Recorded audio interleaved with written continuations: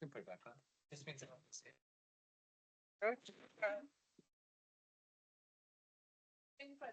Oh, sure.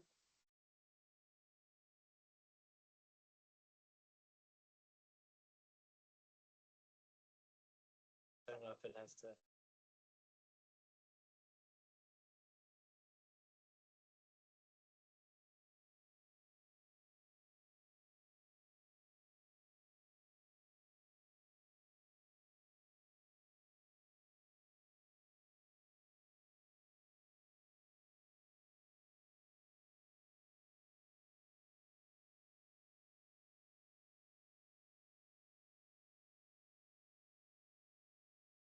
How are things?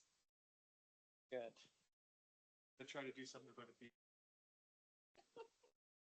You got the master controls. I do.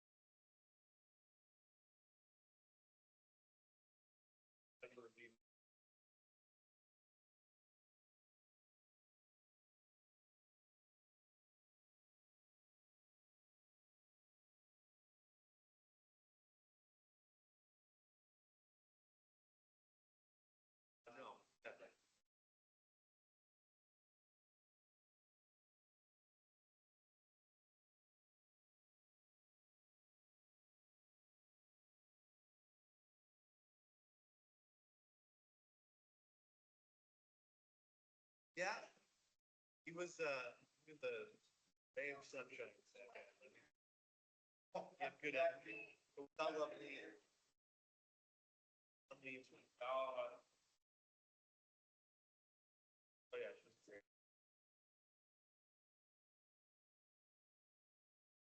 Oh, is she? Okay, that's awesome. Yes. Yeah, we had, well, Nada is no.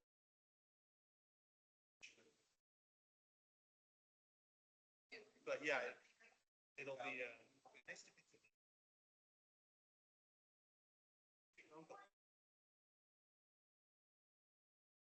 Oh, okay.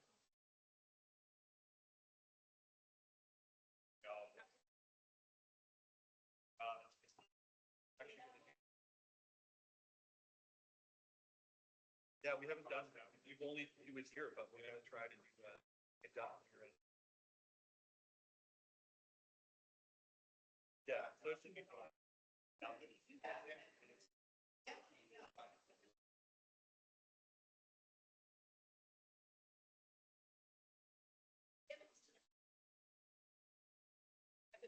Yes, it is.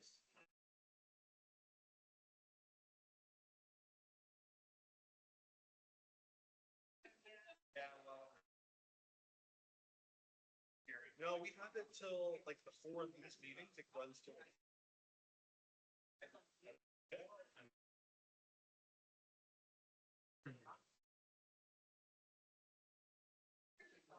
No, like it's showing it should be 20 degrees. How are you? Great, thanks. You have a good weekend? The event was good? The event was good? Good. Good. Is it jam-packed full of events or? Okay, so they're tiring days. Good.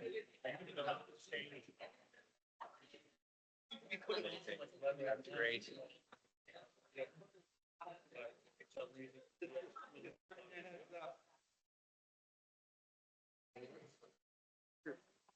My stand? Yeah. I thought I'd stand here. No, Did you lose a chair? Where did it go? I'll go, there's one on the end. Who's that? There's more over here too. It smells big. I'll just grab one over here. Yeah.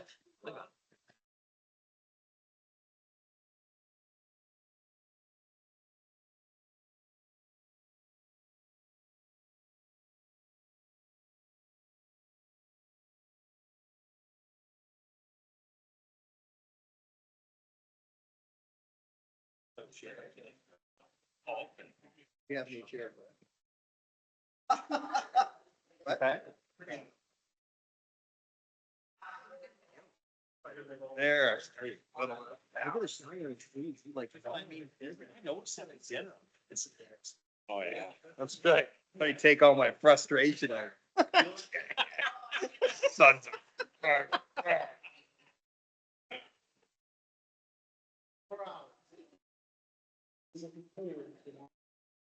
Okay, so you're heavy on the agenda tonight. Are you gonna kind of keep it rolling or what? Didn't say no, didn't say yes. I just said, don't worry about it.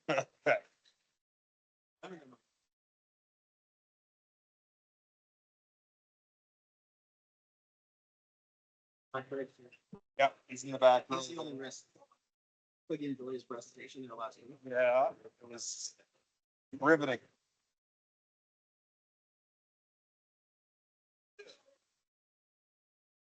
So Patrick, I was doing some work at home and my wife said, wow, that is a nice mouse. Oh, did she notice it?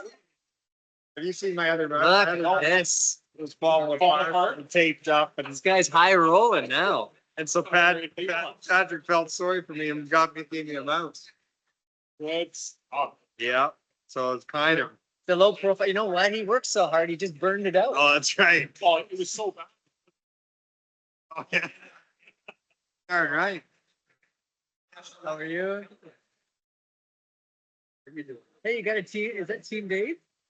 Good stuff. Ready for the bill? Good stuff. How long it's gonna be in here before. Good. Yeah, it's a little warm right now. They were just adjusting the temperatures, so.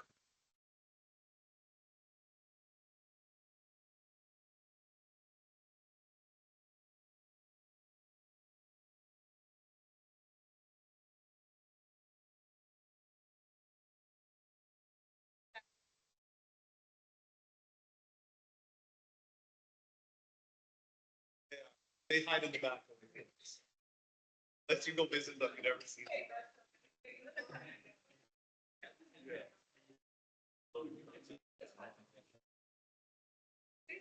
Yeah, they're both awesome. Yeah.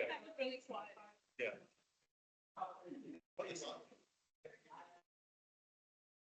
Yeah, they're not.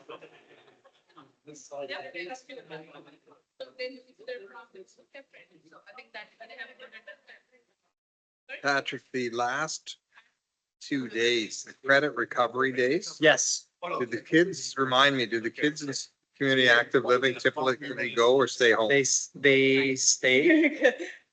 So, They stay at school? yes. Yeah. So all of the exam days, they're there for the day. Yeah. And then we have the instruction exam day as well. So that's just a normal day for them.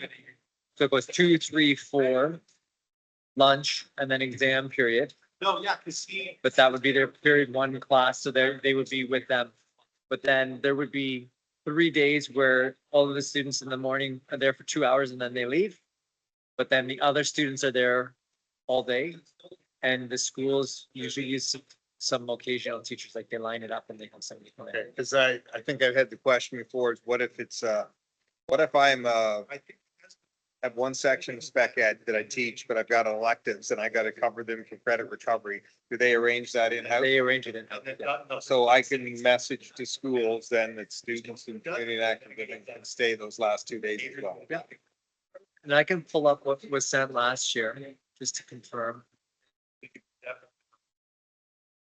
I feel like I have the same conversation every year. I get asked the question. Yeah, for And I sure. always felt like, no, they're staying, but I didn't want to misspeak. It's really good. Yeah, he has like a.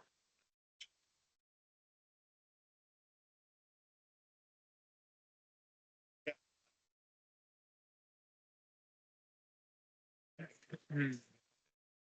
We did it last year. We'd love to do it again. Yeah. I say it all the time, it's board. You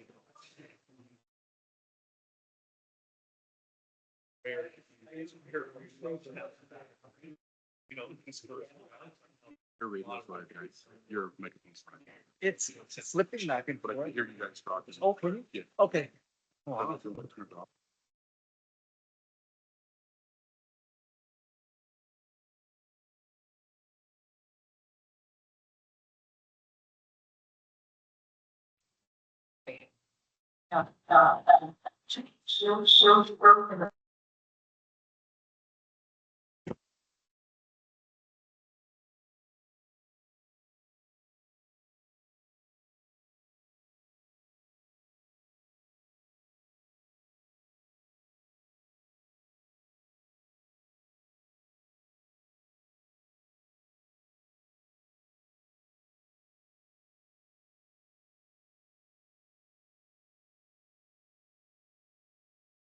Good evening, everybody.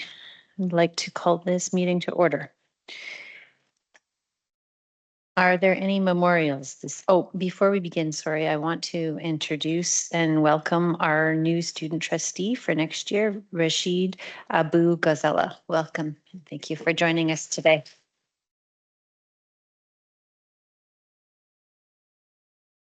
Are there any memorials this evening? Okay. Seeing none, I'll turn it over to trustee Garen for the prayer. So for the opening prayer tonight, but we'd use something that resonated with me a couple of weeks ago. Some of us were able to go to the Ontario Catholic Teacher Association year-end conference in Windsor, and the theme there was Pilgrims of Hope on the Road to Holiness. And a prayer that was used there, I thought we would use tonight. It's actually a speak and response type prayer. So the response will be hope does not disappoint. Hope does not disappoint. Okay, so in the name of the Father, Son, Holy Spirit, amen. We thank you for the peace you give us. Hope does not disappoint. We thank you for the love with which you enrich our lives. Hope does not disappoint. We thank you for our hands that serve, our eyes that see needs. Hope does not disappoint. We thank you for our mission as advocates and stewards. Hope does not disappoint. We thank you for this community of mentors. Hope does not disappoint. We thank you for the freedom to enrich our shared faith and partake in the sacraments of the church. Hope does not disappoint. We thank you for the students in our Catholic school system who earlier this month celebrated Catholic education on the path to holiness. Hope does not disappoint. In the name of the Father, Son, Holy Spirit. Thank you very much. Moving to our territorial acknowledgement. I would like to begin by acknowledging that the land on which we gather today is the land traditionally cared for by the Haudenosaunee, Anishinaabe, and Shantunnan people. We also acknowledge the enduring presence and deep traditional knowledge, laws, and philosophies of the Indigenous people with whom we share this land today. Moving now to 1.3, approval of the agenda. Can I get a mover of that motion, please? Trustee Sikora and Trustee Phillips. Do we have consensus? Okay, thank you very much. Do we have a declaration of pecuniary interest from the current meeting or previous meeting? Okay, seeing none. Moving along to the consent agenda. We have 3 items for approval. I would like to do them as a batch. Special Board EDC Policy Review Meeting Minutes, Special Board EDC Background Study Minutes, Board of Trustees Minutes from April 27, 2026. Can I get a mover of the motion to approve the consent agenda? Trustee Stanley, Trustee Sikora, do we have consensus? Okay, thank you very much. Moving to our delegation presentation, and just this is a good news story, so looking forward to hearing this. So Team Dave.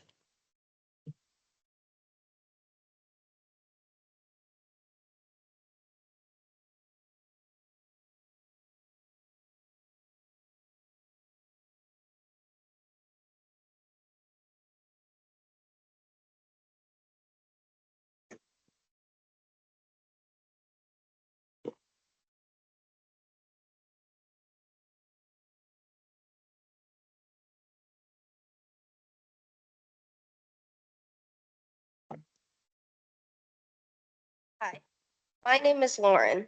And I'm Sam. And my name is Lumia, and we are students on FRC Team 3683 Dave from St. David Catholic Secondary School. We compete in the first robotics competition, which we will talk about more soon. We boast a 4-to-1 student to mentor ratio with 61 students, 15 mentors, and 2 teachers rounding out our team. Students from each grade and background are represented on Team Dave as we work to create an inclusive environment for everybody. We are consistently in the top 15 teams in Canada. Here is a summary of our performance from the last 3 years, with one highlight being us winning the Autonomous Award across 3 competitions consecutively. We're an FRC team, so what came first, Dave or FRC? Well, first stands for inspiration and recognition of science and technology. The ethos of the program is more than robots, meaning we build people, not machines. First promotes gracious professionalism, the belief that everyone should incorporate respect, collaboration, and innovation into their day-to-day lives. Another value First instills in its participants is cooperation. This encourages us to strive to do our best while uplifting our peers. The first core values are discovery, Because the program encourages us to be curious, teamwork, Because collaboration is important in the real world, innovation, because we move forward through new ideas, inclusivity, because Team Dave strives to make everyone feel included and heard. impact, because we want to leave the world better than we found it. and fun, because that's the most important part of the program. What truly makes FIRST unique is that we focus on helping our students grow as individuals rather than focusing on the outcomes of competitions. This program connects students from all walks of life to each other and to opportunities yet to come. Team Dave consists of 3 sub-teams: build, software, and business. The build subteam's main focus is designing and manufacturing the robot. When we aren't actively prepping for competitions, we teach our members the fundamentals of manufacturing and machining using power tools. Build students learn how to problem solve and innovate through the prototyping process. We also teach students Onshape, a design software so that they can bring their ideas to life. On Build, we prioritize collaboration, building confidence, and strengthening communication skills. The software subteam's role is to program the robot and give it life. On software, we teach our students different programming languages such as Java, Python, and C++, prepping them not only for the robotic season, but an ever-changing world where these skills are increasingly more relevant in the workforce. We use Python to create image processing systems for the robot to navigate the field without constant human intervention. And we train AI models to recognize different patterns and use that information to more effectively use the sensors on our robots. The business's sub-team's role is to maintain Team Dave's relationship with our community and use STEM to positively impact our home. The business sub-team does a variety of things. We teach our members how to plan outreach events such as visits to the Waterloo Public Library and Oktoberfest to engage our community in STEM, and we work to better our community through events such as food and e-waste drives. We also teach our members how to communicate effectively through grant applications, during partnerships, and with local and national businesses for sponsorship opportunities, and how to maintain our team's online presence via our social media and our website. When people think about robots, they often think about building a machine and programming it, but they often forget about the other things that keep the team running. The business sub-team shows that there is a place for everybody in FIRST. Team Dave doesn't just teach us technical skills for the real world. The team also helps students build the soft skills they need to be successful after high school. We ensure our students feel more confident as they go through the program, creating a safe environment for collaboration and constructive criticism. And Dave is the perfect place for grade 9s, like me, to meet new people and make more friends when we first start high school. Team Dave gives students leadership skills that they can use outside of the shop. Last year, both of our SAC co-presidents were Team Dave members, including Lumia and Rashid. And next year, I'm excited to follow suit as one of our incoming SAC co-presidents.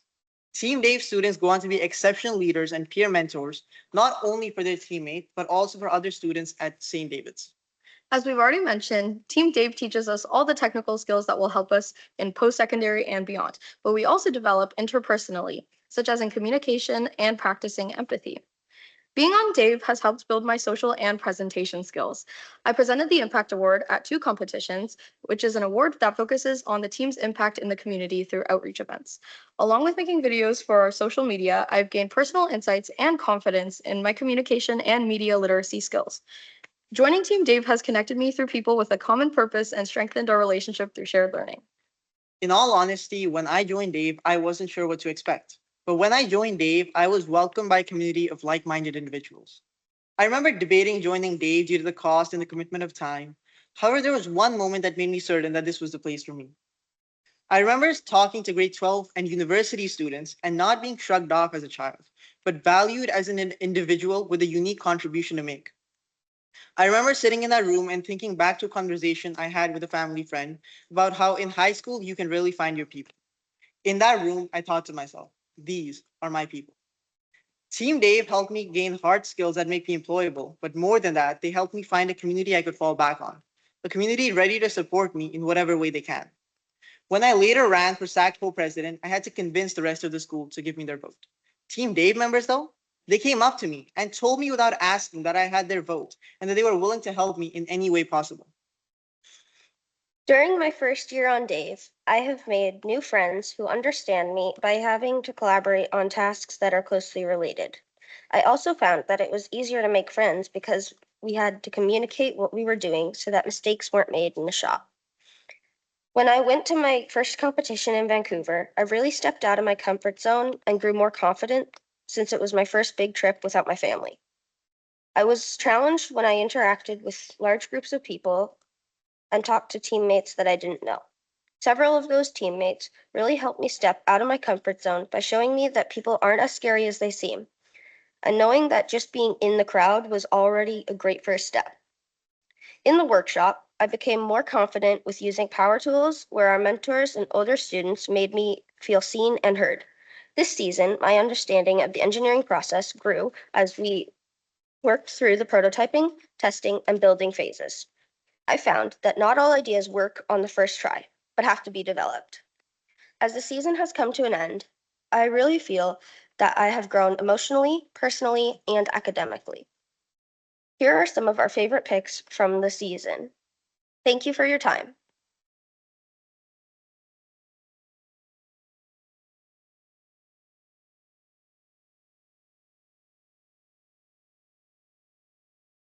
Thank you very much for the presentation. Does anyone have any questions? Trustee Stanley. I want to thank you as well for coming. You're a credit to your high school and to our entire board and also to the city of Waterloo and the entire region because you're renowned for the innovation and that's every single one of you. It's not just the program, but it's only, as you said, people that make this possible. And then the other thing I wanted to mention, just to tie it back to our opening prayer of hope, is that, you know, we live in a world where people are very afraid now of some people of technology and AI and robotics, but you know, the excellence of young people succeeding in a program like this, I think is a cause for hope that we can build a world that's not just more prosperous, but also more fun maybe. I guess my question would be how, as trustees, we could help you for the time being is we can make sure that you have the resources that you need to succeed. So is there any time in your current year here where you had a creative idea for a crazy robot, but you didn't have the resources or the software or the parts at hand to make it happen? And could it have happened if you had the right resources? Or do you feel like you had enough and it was sort of, you're only limited by your imagination, you know?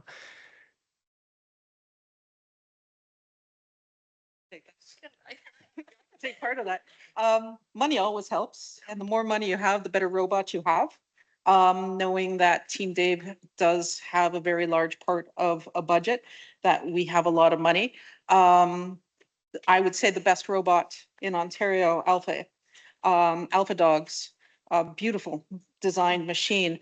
That costs a lot of money. That's that they put into it. So we can always use more sponsors. We try not to look to the board to support us as much as we possibly can. We do try to find outside sponsors as much as we can. But there's always new technology.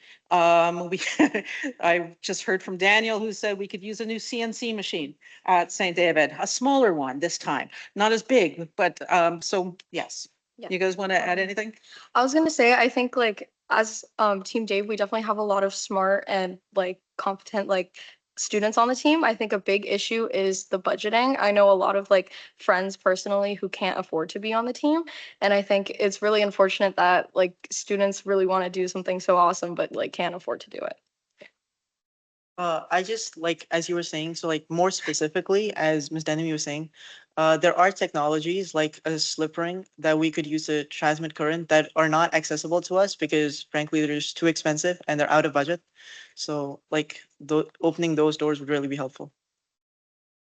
Yeah, I want to thank you again. The maturity and the wisdom that you see that we have to balance all these different things. But the fact that you've been so successful with the budget that you do have is just a testament to each of your ingenuity. And congratulations and the best of luck going forward in your careers and with Team Dave as well. Thank you. Trustee Weiler. Thank you so much, guys, for your presentation.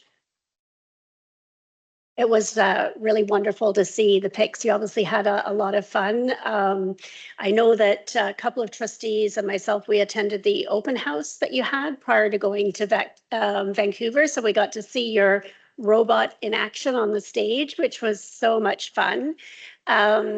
And I think the innovation and energy you showed at that event and obviously showed in Vancouver was pretty incredible. So congratulations. I heard that in Vancouver, you also helped another team who broke down their robot. And I think that's testament to what even though they were still in, the race. And I think that's testament for the skills that you learn through Team Dave.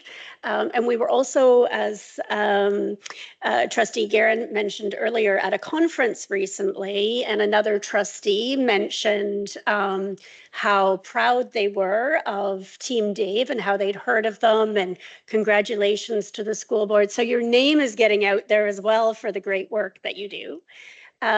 So my question is, one experience that you took away this year that without Team Dave you wouldn't have had, and I'd like each of you to share that with me. One experience I had was when we went to Vancouver. It was outstanding how there was so many teams that came together and like shared resources and helped each other out. And I feel like with most sports, it's like every man for themselves, so to say. But with FRC, I feel it's more, we're all a team. Like, sure, we're all team, part of separate teams, but like all together, we work as a group and we want everyone to succeed.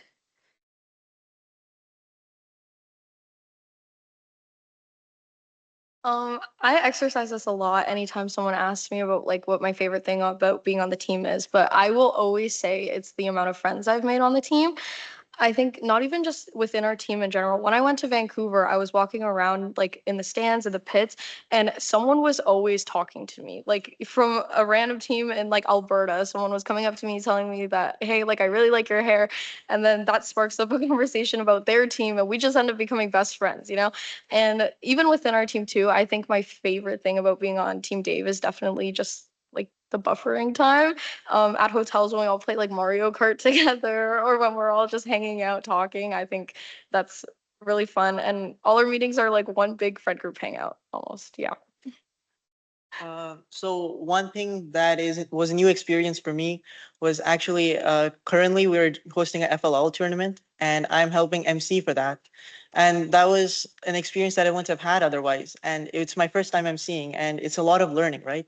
And this couldn't have been done without Team Dave. So I think Team Dave really put me in that situation, presented that opportunity, and they really helped me get there. You want my answer? I know I'm not a student, but so this year I experienced one of our former students, Jake, who is a mentor now on the team. Many of our students become mentors, for those of you that don't know. He made a movie about Team Dave and we showed it at Princess Theatre. And if you haven't had an opportunity to watch it, we do have a link for you on the minutes that you can, he has put it now on YouTube for you to watch it. But watching these kids grow from grade 9 to graduating and watching her confidence, watching your confidence from being unsure when we left for Vancouver to being able to stand up here and talk in front of all of you. That's really been a really moving thing to watch everyone sort of grow as a team and really come together as a team. Thank you. Any other questions from trustees? Trustee Sikora? Thank you, Madam Chair. More so of a comment. I've been a big supporter of Team Dave ever since I've been a trustee. And one of the things I found was there's sort of probably a perception amongst a lot of the public that they're a bunch of nerds and geeks and such just working on robots. And that is not the case because there's so many different skills that they're bringing to the table. One of the prior students, he was going into carpentry and he was probably on the build team, not necessarily programming or anything. There's business and all sorts of stuff like that. So that is really wonderful that you're developing skills across the board and all the cooperation. The trustee that the other trustee that Trustee Weiler had mentioned, he actually was First Robotics Canada, and he is extremely impressed. So just wanted to pass that along. Yeah, go ahead. I just want to say thank you guys for your presentation. And it's really nice to hear from other fellow students that they're taking hold of their school's resources and the clubs that they have accessible to them. And it's also awesome to see all you guys, how you work together. I've heard a lot of Team Dave from being on Student Senate with Rashid and Lumia, but my brother also goes to St. David's, so he talks a lot about it as well. And it's really nice to hear how you guys support each other, and it's almost like you're a family. My question to you is, can you share with us how Team Dave has supported you in wanting to take on larger leadership roles in your school? I ran for SAC co-president, and to be entirely honest, I don't know if I would have been successful in that endeavor without Team Dave. So many Team Dave students stepped up, and there were so many materials and such tight deadlines, and they really helped me get through there. They basically provided me with the confidence that I could get this and I could go for this leadership role and I would be successful because I do have a community backing me. So I think Team Dave really helped me in that aspect. Similar to Sam, since I'm co-president this year, I think last year I did a lot of MC things that helped out definitely a lot with like my social and speaking stuff. But I also think making friends with people on Team Dave, like a lot of people are in different friend groups at school that I feel like I normally wouldn't have talked to unless I was on the team, which is also really nice. And yeah, just honestly talking to mentors is also very helpful as well. They're all like university students or older, and honestly learning from their experiences has also been very helpful for me.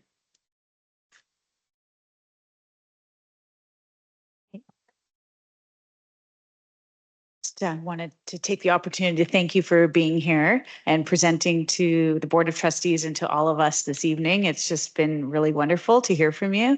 Certainly are an example of utilizing your God-given talents and to spread joy and just share with other students. And I know there's so many other things that you're doing that weren't able to even be expressed here today. And you do visit other classes and teach them about Team Dave and share all of that wisdom with them and really develop that sense of inclusion in our school board. And I just wanted to thank you very much for being here to present to us this evening. Thank you.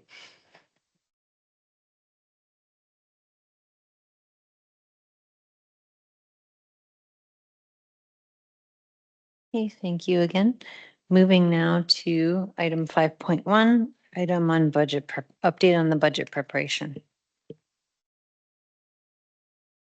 Thank you, Madam Chair. So as Senior Manager Laura Isaac makes her way to the front, perhaps I can provide a couple of remarks.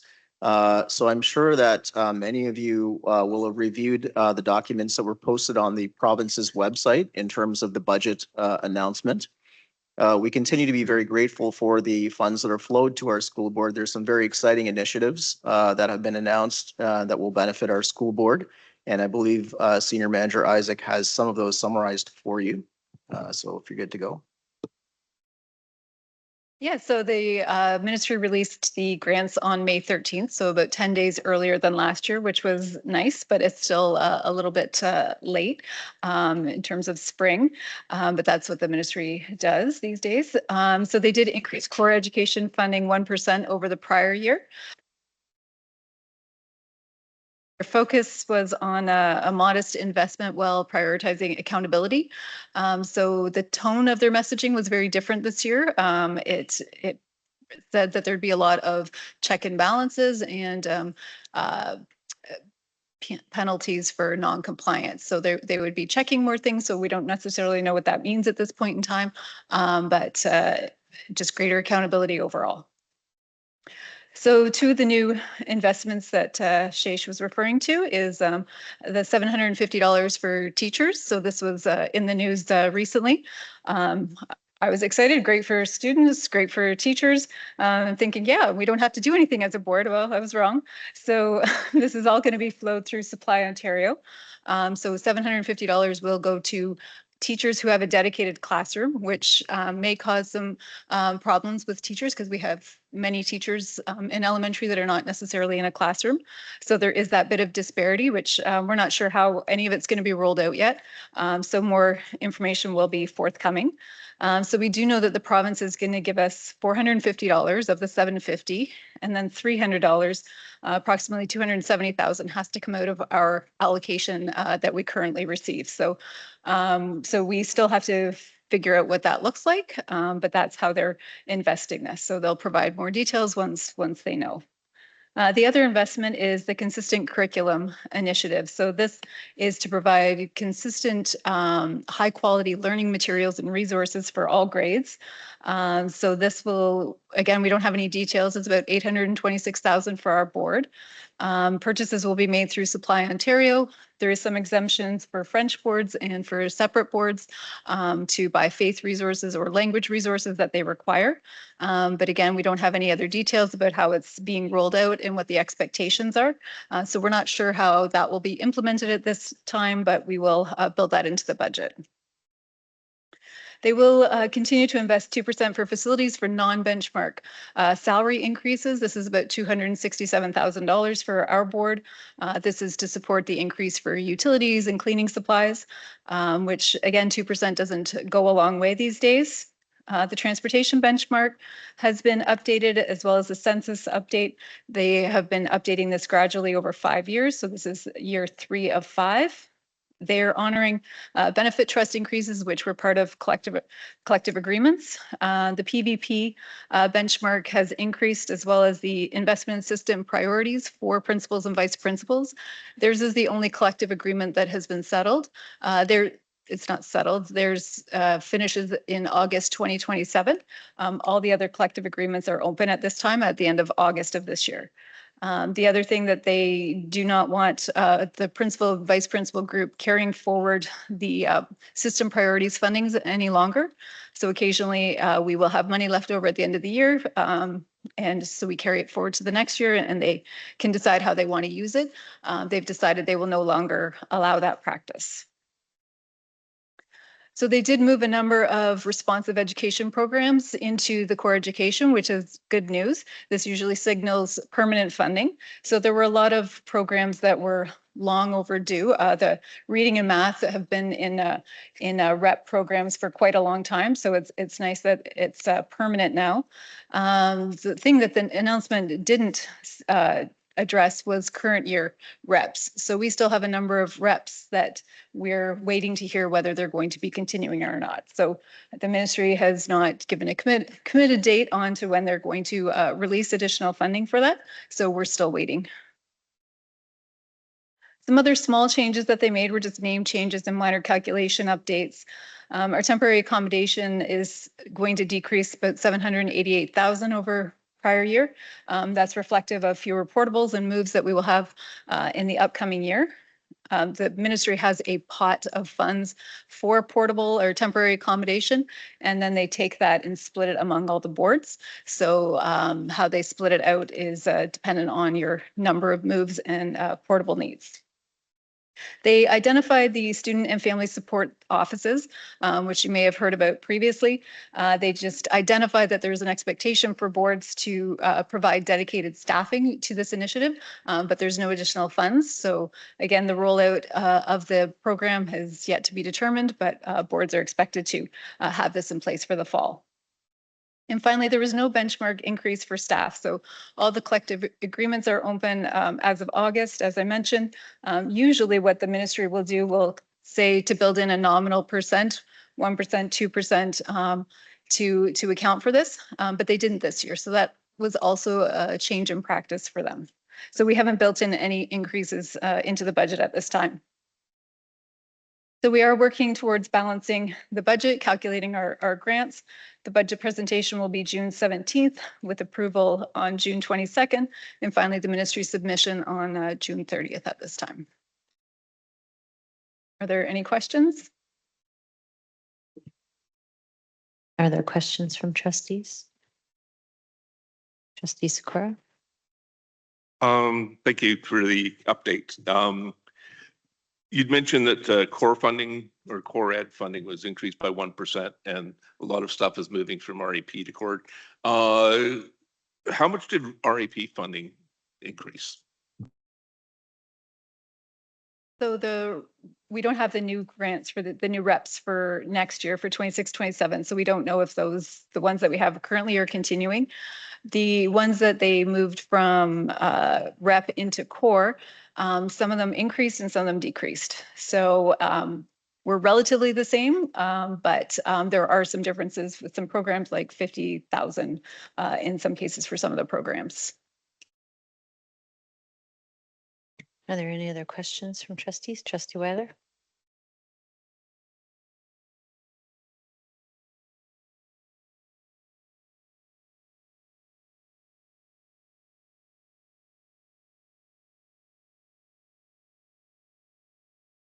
Thanks. Thanks for the presentation. One of the things I'm curious about is we put in a number of OCSTA resolutions related to advocacy on key priorities for the board and also priorities for trustees based on what we'd heard through conversations. And I'm curious how many of them were reps that we were asking to be moved into full funding, or at the very least, the reps continuing.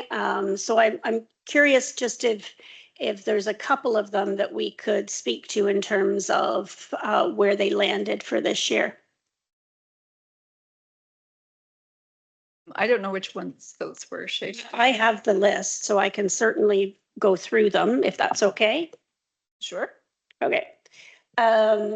So one of the ones was the funding for the graduation coaches that came to the end this year. So I'm assuming that's a rep funding that we haven't heard on yet, whether it's continuing. Correct. Okay. The funding for the student success and achievement, the math special assignment teacher. The math is continuing. No addition, but because it was for similar funding, similar to the reading program, to have that math assignment special assignment teacher funded. Then I'm not sure about that one, no. Okay. The mental health lead role. That is continuing. Okay. Maybe the special education supports, moving that into the core education fund. I didn't see that on your list. There was a few of them. There's the transition navigators and co-op supports. Both of those were moved in. There's a few others that we do receive still for in reps, but they haven't been announced. Haven't been announced yet. Okay, so the special eds needs transition navigator was moved into core funding? Correct. That's wonderful to hear. So I think there's a few others, and maybe rather than taking up the time here, if I could send them through an email and then CC trustees, just so we can see where some of the others landed that we did some advocacy for. I think that we'd like to hear the results of some of those. No problem. Thank you, Renee. Are there any other questions from trustees? Okay, seeing none, thank you very much. Okay, moving on to 5.2, long-term accommodation plan. Thank you, Madam Chair. So earlier this month, our friend Jennifer Passy provided an overview of the updated long-term accommodation plan. I believe today she's just going to provide the highlights again and then seek approval from the Board of Trustees for that. So Jennifer, if you're good to go. Thanks very much through the chair. So the report before you this evening provides a brief synopsis of the content of the long-term accommodation plan produced for the 25-26 year.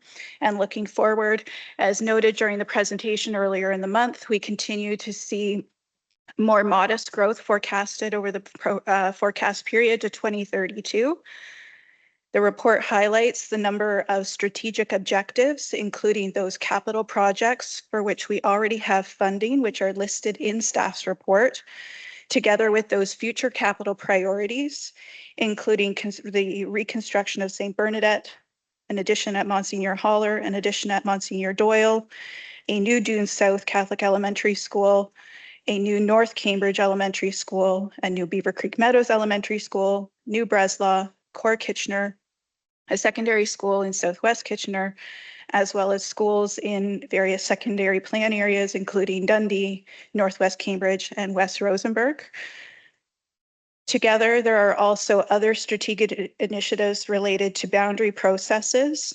And as trustees are aware, both the capital priorities would come before the board in the fall at such time as the ministry announces a capital priorities program, which has historically in recent years been in the fall. We would be looking to bring forward priorities for consideration. And of course, in accordance with board AP practices prior to advancing any accommodation or boundary review processes, those would also be brought to the board before those are initiated. The report before you is positioned with a recommendation that the Board of Trustees approve the 2026 long-term accommodation plan as presented on May 11th. And we would be pleased to take any questions if there are any this evening.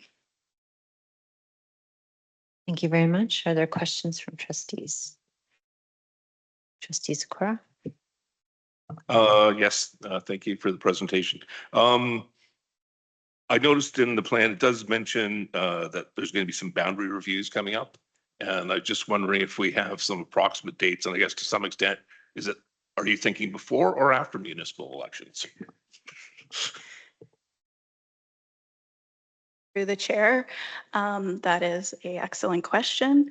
At this stage, I think the expectation would be in order to provide sufficient time for process and decisions to be communicated, we would be looking at possible fall starts, but with conclusions that would likely be after an election period, but those are things that would have to be evaluated further and would be again brought to the board for consideration before any project is initiated and the associated timelines communicated.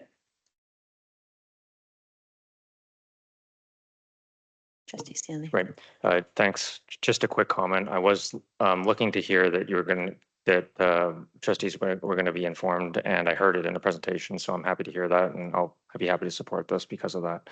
I think it's important that we do know, have a little bit of headlight forewarning about some of these, because they're big contentious issues, and but it's good to hear that we're going to be kept in the loop a little better. So thank you. Any other questions from trustees? Okay, seeing none. So this is for approval. The recommendation is that the Board of Trustees approve the 2026 Long-Term Accommodation Plan as presented on May 11th, 2026. Can I get a mover of that motion, please? Trustee Guerin, Trustee Sakura. Do we have consensus? Okay. Thank you very much. Moving on to item 5.3, Energy Conservation Plan. It's always a highlight of our year, and especially in the spring, as Mr. Zeb Foss comes forward to present his updated energy conservation plan. Zeb is very excitable, and if we don't put constraints on him, he'll have us here till 11, and we'll all be riveted to him until 11 o'clock. A very exciting and dynamic speaker. And so Zeb, if you're good to go, I'll turn it over to you. Presenting on our energy conservation and demand management plan. As Sheesh mentioned, this will be for the 2024-2025 fiscal year.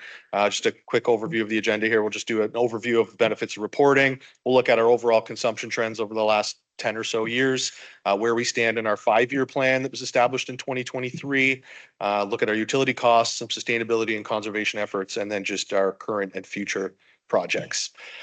So generally, our energy consumption and energy intensity has been trending down since around 2018-19. Again, I mentioned we'll kind of cover a few of the benefits of reporting. So it allows us to sort of benchmark our facilities against other facilities, benchmark our board against other boards, establish what sort of conservation and efficiency efforts are bearing energy conservation and reductions. And then it also kind of, enables us to sort of just establish best practices for what's best to reduce our energy consumption, greenhouse gas emissions, and just measure improvement over time.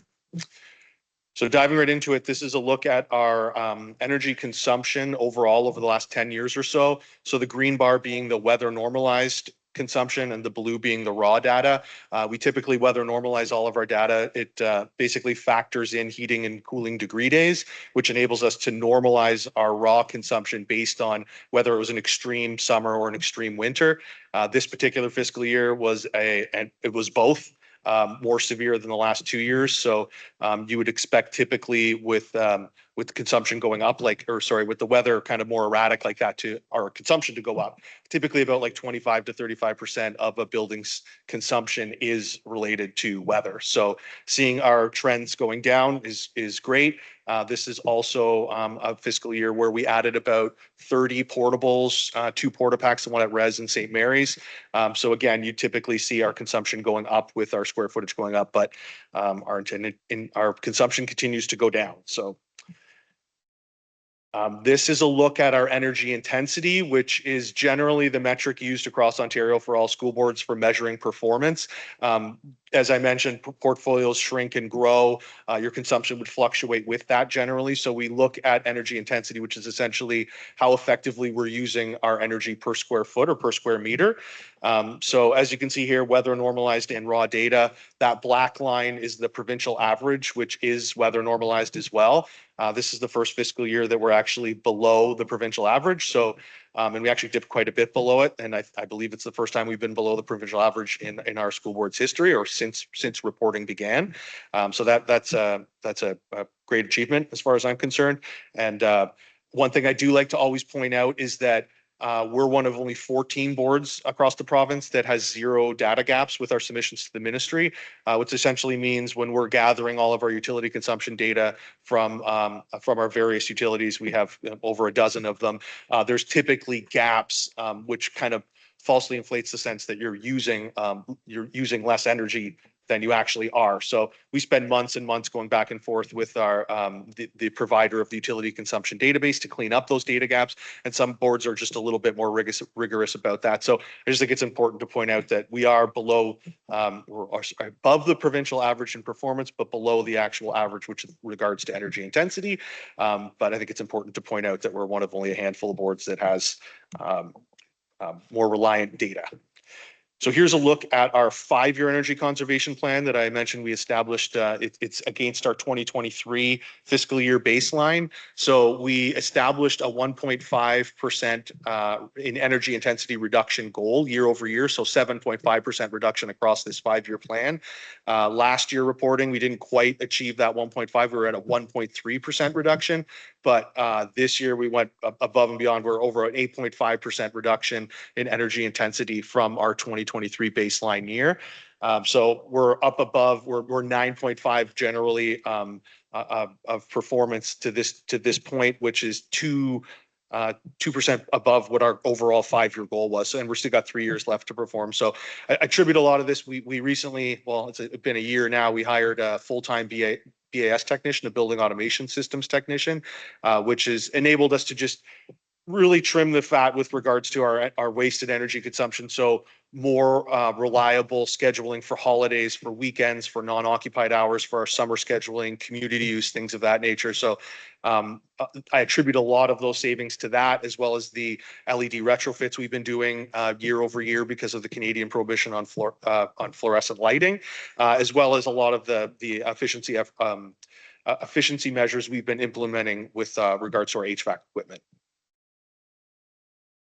Another important factor I think is good to look at is we're one of only 36% of boards across Ontario that has between 75% and 100% of our square footage is air conditioned. Over 50% of the boards across Ontario have either no air conditioning or below 25% of their square footage is air conditioned. So with air conditioning comes energy consumption and a lot of it. So I think it's important to point this out that we're still performing well, even though we're providing, I'd say, above average occupancy comfort for our students and staff. So I just always like to kind of point this out because it kind of goes hand in hand with the fact that we have no data gaps and over 95% of our square footage is air conditioned. Here's a look at our utility expenses. So as you can see, it does not correlate linearly with our consumption. A lot of this is in part because of the carbon tax that was implemented quite a few years back. This particular fiscal year would have been the highest that our carbon tax was in the carbon tax's history. It accounts for about 35% of our overall natural gas charges. Also, there's been some changes to the Ontario energy rebate as well. So the carbon tax was eliminated towards the end of this fiscal year. So we've been starting to see some utility relief because of that being eliminated. One other thing I think is kind of important to point out with regards to cost is there's generally a 4-to-1 inverse relationship between electricity and natural gas. Electricity costs about 4 times as much per equivalent kilowatt hour, while natural gas emits 4 times as much greenhouse gas emissions. When I first started reporting for this board, that was closer to 6-to-1. But with the carbon tax in particular and just utility rates increasing at a drastic rate, that has kind of changed the ratio between gas and electricity cost-wise. And also our emissions on our electricity grid has been intensifying at a quite an escalated rate, which I'll get to a little bit later as well. So moving on to the sustainability sides of things. So we still have our Sustainable Development Committee, which is growing. We've got new members joining every year, which is great. We're still doing PD events, net zero building tours, trying to encourage just our sustainability and conservation efforts across the board. And as folks from all across our board, not just the facilities department with me. We are still an active participant in eco schools. We had 18 active plans this year. We had some new gold and platinum submissions, which was excellent news. And we're still a contributing member of the Sustainable Waterloo Region. We recently became a master's level member because we're one of a handful of contributing members that established a 10-year target or emissions reduction target back in 2014. We met that target and we've established new targets. So we're only a handful of contributing members with Sustainable Waterloo Region that have done that. So kind of staying on the sustainability front, energy and water conservation. I mentioned in previous years that we installed real-time water monitoring on all of our water utility meters successfully at all of our schools last year. We've started doing the same thing for our electricity and natural gas meters. We have them installed now at all 5 of our high schools, and the new East Kitchener High School will have them as well. Basically gives us the ability to receive notifications when our consumption is high or abnormal. It enables us to sort of look at our consumption overnight, over holidays when we should generally not be consuming what we would in high occupancy. It's contributed greatly to our consumption and energy intensity decreasing. Waste diversion, we're part of a pilot group with Sustainable Waterloo Region, an organics collection program, and a food rescue pilot. So we're continuing our waste diversion efforts with regards to that. Tons of tree planting, which I'll talk about a little later, that we leverage grants for quite often to take advantage of. I mentioned the climate change awareness PD events. We're just closing out our Pope Francis Award. We've got some nominees. We'll be handing out awards at the end of this school year. And our eco newsletter, we're about to issue our 2nd volume. So as I mentioned, we leverage a lot of tree planting grants, particularly through Reap Green. It's a community canopy project that funds tree plantings in areas that are lacking in canopy. So we've planted over 30 trees across 3 schools now. These are generally about 8 to 10-year-old trees, so they're a little bit more mature than the seedlings you get sort of at Home Depot or something along those lines. It's great for the students. They get involved. They help with the digging. They learn about the native tree species, the benefits of the trees in the area on urban heat island effect and stormwater management, things of that nature. And it's a great way to just kind of get the kids outdoors. And it's all leveraged through a City of Kitchener grant. So completely funded through that. We are about to plant our 2nd microforest. We planted one at our first at St. Daniel last year, and we're hopefully planting in the fall at St. Kateri. Again, it's entirely funded through private donors through Sustainable Waterloo Region. And we're actually looking at another tree grant, Reforest Woolwich, and possibly planting some trees up at St. Teresa of Avila. More high-level overview of our conservation efforts. So we're constantly installing high-efficiency equipment as part of our new schools and our renewals, leveraging energy incentives. We've raised over $350,000 through utility grants, regional grants, TD, Canada Trust greening grants, and we have what's called a green revolving fund. So whenever we receive those grants, we flow them back into more conservation efforts, more efficiency upgrades, things of that nature. It's a constant revolving fund that continues to grow. Building automation, optimization, as I mentioned, we have the full-time technician now, which has been greatly helpful for ensuring our systems are operating as they should, which leads to a large reduction in consumption. Continuing to implement our standard operating procedures and holiday scheduling, the utility monitoring I'd mentioned earlier, which we plan to roll out at all of our schools, leveraging that green revolving fund to pay for that as well as grants that are available. Measurement and verification is a big part of these incentive programs because they just essentially want to verify that you're receiving the savings that are anticipated as part of receiving those funds. And some new programs with existing building commissioning and the real-time energy monitoring really helping with our data integrity and ensuring we're being billed correctly. So this is what I alluded to earlier with the emissions intensity of our electricity grid becoming more intense. So essentially what you're looking at here is the orange is our nuclear generation, blue is hydro. About 75% of our electricity generation in Ontario is those two. You can see the black line is our emissions intensity. It was super high back around 2005 to 2010-ish when we were still burning coal. It was at its lowest when we eliminated coal from our grid. And as you can see, as it's been starting to creep up since 2019, our nuclear generation has been going down, generally because we haven't been expanding the fleet or refurbishing the fleet until very recently. So hopefully we should see this start to taper off in the coming years. But generally what's been happening as our nuclear fleet has been diminished somewhat, we've been more reliant on natural gas. So the emissions intensity has just been increasing. So even though we're reducing our energy intensity and consumption, our emissions intensity continue to increase on the electricity side of things. Natural gas intensity for our usage on site is generally pretty consistent. As I mentioned earlier, as part of the Canadian prohibition on fluorescent lighting, we retrofitted another 12 schools this year, 1 high school, 11 elementary schools. They've been very well received. We leveraged, again, incentives over close to 100,000 for these particular retrofits.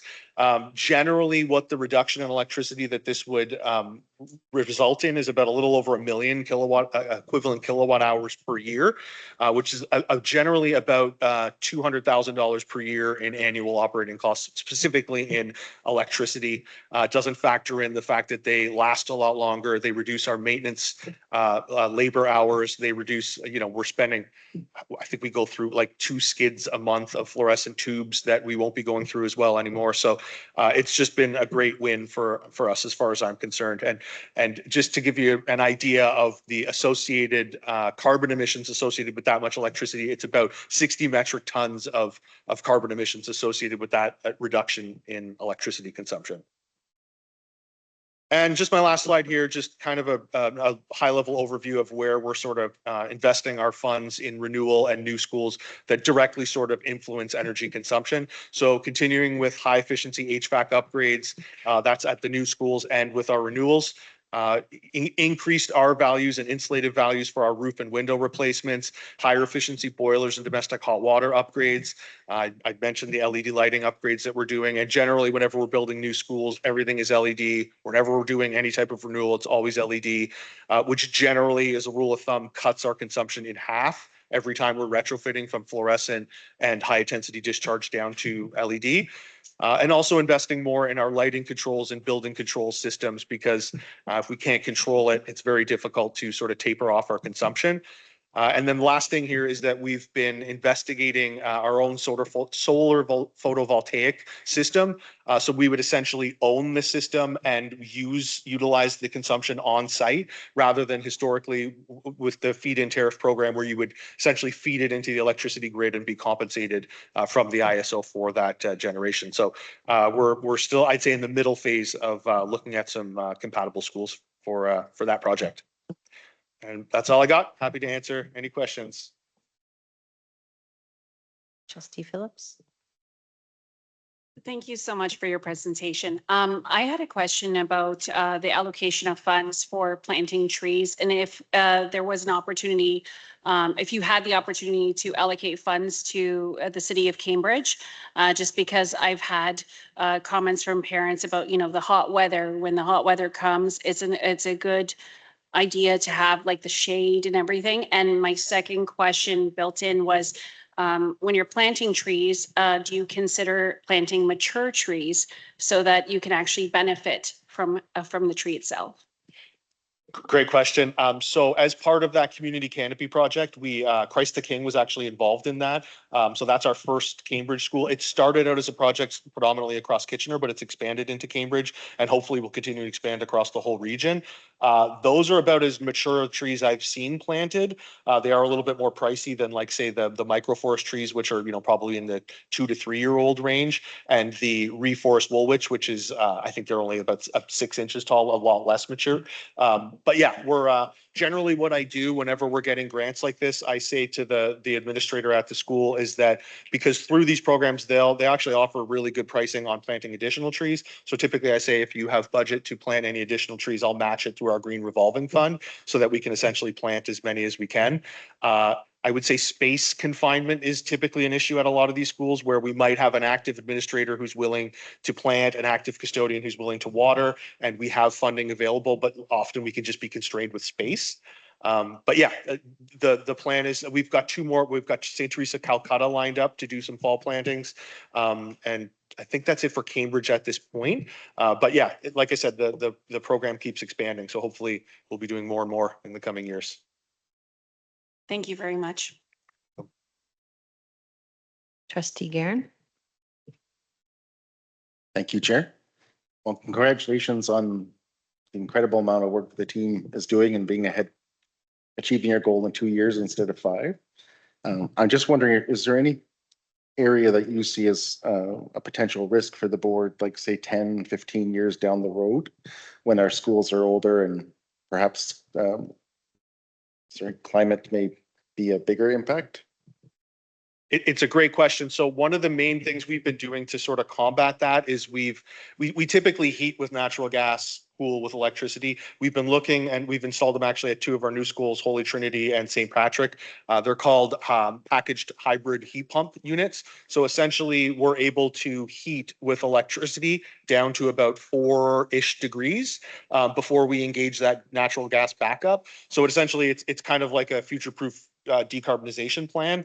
The technology keeps getting better. So like as we're like, that was probably 2 years ago when we were sort of planning those particular schools. Now they're going below 0. And from what I'm told, will essentially be able to heat entirely electrically in the future. So at our newer schools that we're like kind of in the early stage of design right now, we're looking at some of these new cold climate entirely electric heating systems.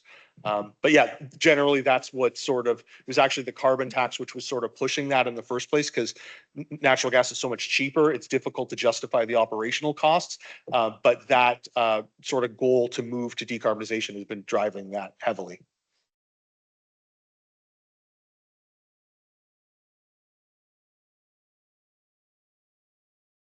Thank you for the report and the presentation, and congratulations for all the work that's been throughout for the year.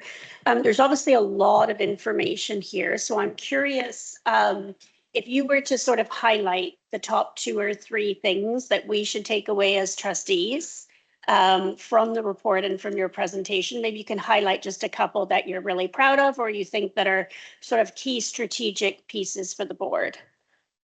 I'm super boring. So as far as what I find the biggest achievement is just the optimization of our building automation system. We have 2 schools that don't have building automation systems, and they are by far the most energy intense by a landslide. So we know that our building automation systems are performing exactly what they do. It's an excellent way to sort of ensure that we're not just occupying an unoccupied school the same as we would as it's at peak occupation. So that's been one of our biggest things, and having that full-time BAS technician has gone a long way. The other side of things, kind of more on a personal note, is the tree planting, the microforest. it's been incredibly rewarding how involved the kids get and how much they enjoy to learn about the tree species, kind of like literally and figuratively getting their hands dirty with each planting and just seeing, you know, how excited they are, even if they're just watching, like the younger kids. We had some kindergarten classes out at the one a few weeks ago, and just watching the older kids kind of planting and learning about the resilience of this native species and what it really provides to the local environment. I'd say those are probably top two that come to mind. It's great. And you have so many partnerships that you've developed as part of that program as well. So thank you for that. Thank you. Trustee Sikora? Thank you, Madam Chair. Thank you for getting to Cambridge and doing stuff down in Cambridge. Congratulations on getting your plan, or getting ahead 2 years. My question is, I'm going to call it green space versus black space. We're getting, you know, we're, for example, one of the things about in the LTAP was we're looking at a core Kitchener-Waterloo school. So it's going to be more challenging to get the space. So sort of a balance of trying to get green space, lawns, and where we have forests and such versus asphalt. How much input do you have, and how would you try to balance to make sure that there's enough? Because I know you get a more urban, you know, downtown core. It's harder to get a lot of green space. It's a great question. I'm not as involved in the actual planning of how much asphalt goes into designing a new school, for example. It's always a very difficult nuance when we are planting trees, trying to account for, you know, future portable location, building expansion. You know, we have hydro easements all over our properties. You want to make sure that the optimal soil conditions so that the trees are going to be able to grow. But like, one of my number one goals is to not plant trees that won't survive. So I'm always kind of looking at that balance. And like I said, I've run into schools where we have a grant available, we have an appetite to plant them, and unfortunately we can't just because of space constraints. St. John is one that comes to mind. Very difficult. We did plant 3 trees there, but it's very difficult to plant trees. Thankfully, we did it in partnership with the church next door, so we were kind of half on their property, half on our property. But yeah, it's an ongoing battle as far as I'm concerned, because you know, the urban heat island effect is a real thing, and as much shade as we can provide to the kids is extremely valuable. So I recommend popping over to, I know it's not Cambridge, but Monsignor Holler, we planted a whole row of 15 or some odd trees in an otherwise barren field, which will, you know, bear shade for many generations to come. So pretty proud of that one. I hope that answers your question somewhat. Any other questions from trustees? Stanley? Presentations, because they take me back to my old academic work. So on that note, I'd like to revisit the question of energy use on the board. Looks like our energy intensity continues to improve, and we made a lot of fantastic developments there. But of course, that's a measure of efficiency, but not necessarily total energy consumption of the board. Do you remember, or are you familiar with the concept of the Jevons paradox? I am. Right. Do you think we have some of that happening where we might be getting more efficient with the technology, but our total consumption of energy just continues to rise and rise? Or do you have some positive news on the total consumption front, or is it just energy efficiency? If someone invents an HVAC system that doesn't require energy, that would help significantly. Our consumption does continue to decrease generally over time. I suspect that with the 2 new schools, Trinity and Patrick, will probably see a slight increase. We do generally design schools to be more efficient. I know it's still associated with consumption, but we are generally trying to curb as much of our consumption as possible. We do kind of thrive or pride ourselves as a board on occupancy comfort. We toured a school a few weeks ago. Like, a lot of school boards are just not putting in air conditioning, and that's really going to help with your energy consumption. There's not an appetite at our board to do that. You know, our priority is comfort for our students and staff. So, you know, there is a balance of how much we can curb our consumption, but really efficiency and conservation are the 2 pillars, as far as I'm concerned, that we can do to try to keep our consumption going down, despite that we're growing every single year. That makes complete sense. And even the comfort priority can be framed as a resilient preventative response to future climate change, for example. If we make our facilities able to handle higher heat conditions, then there's an environmental argument for that even as well. So I think it's a good balance that we've struck. Thank you. Yeah, you're most welcome. I will just add one thing. So we did do a tour of a net zero building. Yeah, I'm sure you know what that means. It generally generates more electricity on site than it uses. We were able to get the financials on it. It costs 3 times as much as we're approved to build per square foot generally. But we are looking to leverage grants to start generating our own electricity on site, which would definitely help with that. There are some pretty beneficial incentives that just came out actually. I think it was a little over a few months ago. But structural integrity of the roofs is what's kind of holding us back there. But yeah, I won't get too deep into it, but yeah, thank you. Any other questions from trustees? Okay, seeing none, thank you very much. Thank you. Okay, moving to IT board report. Madam Chair, tonight we have with us our Chief Information Officer, Craig McIsaac. This is Craig's first year presenting to the Board of Trustees, and he's going to provide an update to his 5-year strategic plan. I think he's going to be as exciting as Krista Mares, is at least what he's said to me, and he's promised that, so we'll see how it goes.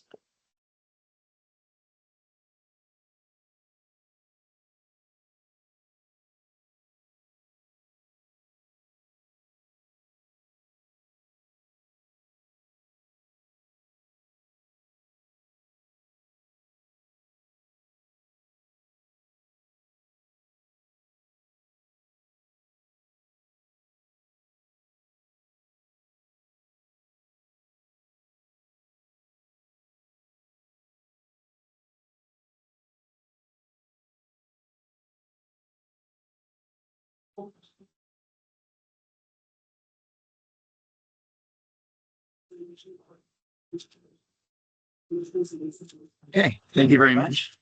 I can confirm Sheshu's dissertation that I am excited to be here to share the work. I'm so sick. Oh, it's okay. Okay.